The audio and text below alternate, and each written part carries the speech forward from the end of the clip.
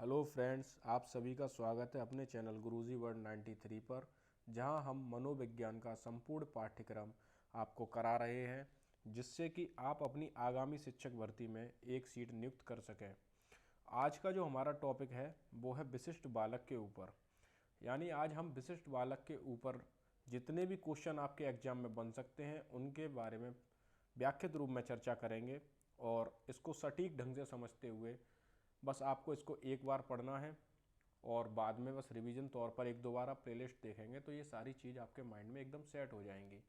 और मनोविज्ञान के सिद्धांत की प्लेलिस्ट मैं आपको वीडियो के डिस्क्रिप्शन में दे दूंगा, जहाँ से जाके आप पूरी वीडियो वॉच कर सकते हो।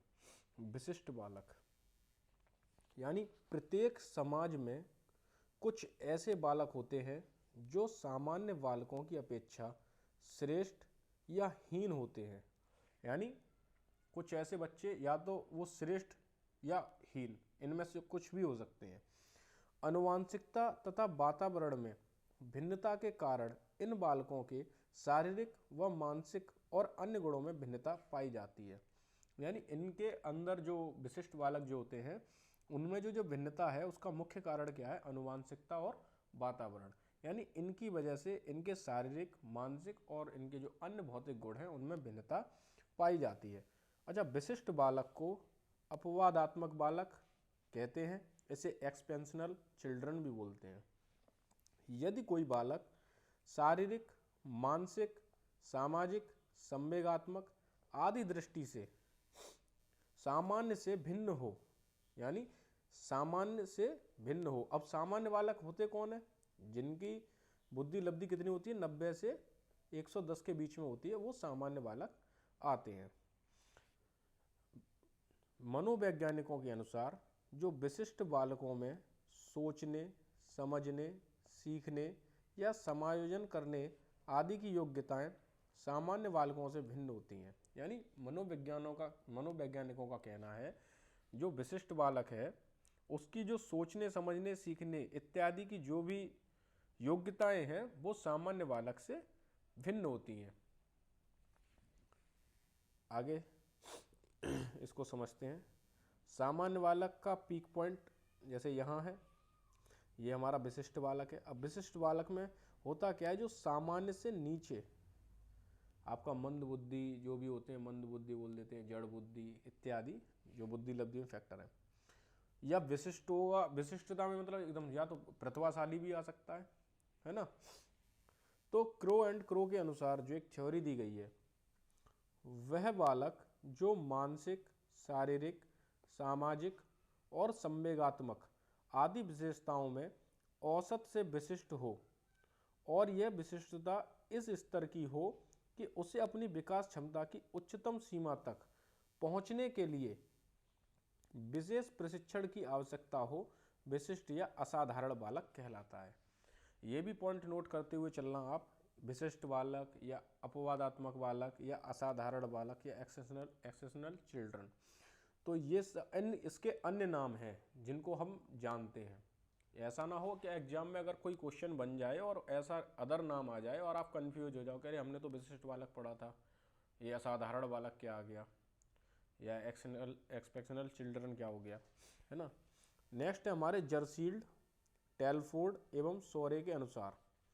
यानी इनके अनुसार जो थ्योरी है कि विशिष्ट शब्द आमतौर से उन बालकों के लिए प्रयुक्त किया जाता है जो साधारण बालकों से उल्लेखनीय रूप से भिन्न होते हैं। यानी सभी का वही कहना है कि जो विशिष्ट बालक है वो साधारण बालक यानी ये सामान्य बालकों से बिल्कुल अलग हो, है ना। उसके सोचने की क्षमता या उसके जो भी शैक्षणिक योग्यता वगैरह जो भी है वो बिल्कुल भिन्न हो। सामान्य बालक में क्या होता है कि वो उसको कुछ पढ़ाओगे तो जैसे जो सामान्य बच्चा की प्रवृत्ति होती है, उसकी सीखने की क्षमता होती है, ऐसा उसके साथ नहीं होता। ठीक है। अब विशिष्ट बालकों के प्रकार। शैक्षिक आधार पर तीव्र बालक। तीव्र बालक कैसा होगा? जो बहुत जल्दी सीख लेता होगा, है ना, बहुत जल्दी सीख लेता होगा। पिछड़ा बालक, जिसे कोई भी चीज़ सीखने में बहुत ही मतलब एक कहते हैं ना कि किसी को कोई चीज़ सिखाने में बड़ा उसको समय लगता है, उसको धीरे रटने वाली प्रणाली आ जाती है, रटवाते हैं, सब कुछ करवाते हैं। इस टाइप की जो प्रक्रियाएं होती हैं। बौद्धिक दृष्टि से विशिष्ट बालक प्रतिभाशाली भी हो सकता है, मंद बुद्धि भी हो सकता है, सृजनात्मक भी हो सकता है। देखो प्रतिभाशाली और मंद बुद्धि इन सब के बारे में हम नेक्स्ट वीडियो में व्याख्यात रूप में चर्चा करेंगे। सृजनात्मकता, इसको समझ लो, आप इस वर्ड को पकड़ लोगे तो आपको सृजनात्मकता के में भी ज़्यादा कन्फ्यूजन नहीं होगा।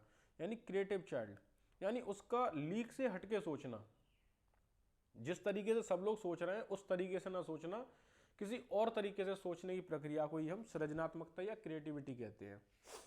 शारीरिक दृष्टि से बालक, श्रवण बाधित बालक यानी बोलने में जिसको बाधा हो, दृष्टि बाधित जिसको देखने में बाधा हो, पूर्ण दृष्टि, दृष्टि में मतलब थोड़ी सी उसका कम दिख रहा है या पीछे बैठने पर नहीं दिख रहा, पूर्ण दृष्टि बाधित बालक तो बिल्कुल ही अंधा हो गया।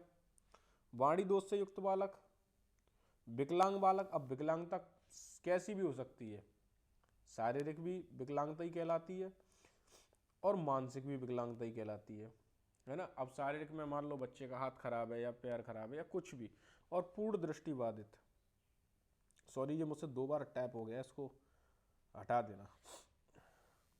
सामाजिक रूप से विक्षिप्त बालक, समस्यात्मक बालक, इसको सही कर ले, समस्यात्मक बालक, वंचित बालक यानी समाज से जिसको दूर रखा जाता हो, वंचित जिसको मतलब कहते हैं ना अपने यहाँ पे जो अपने एक माहौल से उससे दूर बालक हो उसको वंचित बालक बोलते हैं। सामाजिक रूप से कुसमायोजित बालक, संवेगात्मक रूप से कुसमायोजित बालक, अपराधी बालक, ये सभी किस में आ जाते हैं हमारे, ये सभी हमारे सामाजिक रूप से विक्षिप्त बालक के अंतर्गत आ जाते हैं। यही आज का जो हमारा टॉपिक था विशिष्ट बालक के ऊपर, जिसके बारे में आपको व्याख्यात रूप में मैं समझा चुका हूँ। बस आशा करता हूँ आप सब लोगों को काफ़ी अच्छे से समझ में आया हो, क्योंकि इससे बाहर और कुछ नहीं जाएगा इस टॉपिक से। बस आप सभी लोगों से अनुरोध है, आप अपने चैनल को ऐसे ही प्यार बनाए रखिए अपने चैनल पे और इसको शेयर करें, सब्सक्राइब करें। धन्यवाद।